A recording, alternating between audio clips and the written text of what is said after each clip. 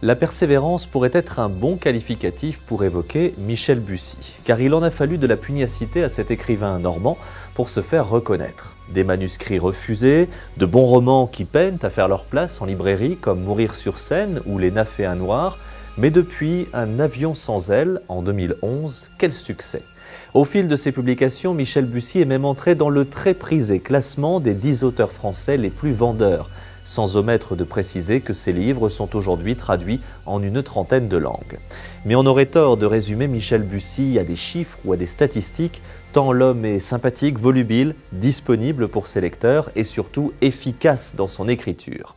Sachant distiller le suspense, faisant monter l'angoisse crescendo, jouant avec la complexité de ses personnages, laissant la part belle au lieu où se situent ses actions, cet enseignant géographe est devenu l'un des rois du thriller à la française. Avec son nouveau titre, Le temps est assassin, voici Clotilde.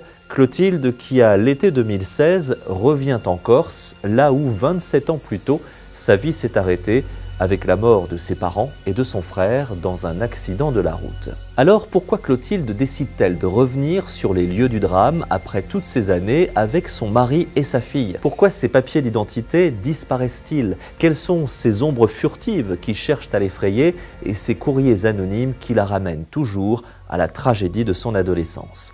Un scénario bien ficelé, on tourne les pages frénétiquement, le ou les coupables potentiels changent à chaque chapitre avant le coup de théâtre final qui ravira les amateurs du genre. Tout cela dans les paysages ensoleillés de Corse, l'île de beauté jouant son propre rôle, le tout rythmé par les tubes des années 80 et 90, ceux que la jeune Clotilde écoutait dans son Walkman quand le drame est arrivé.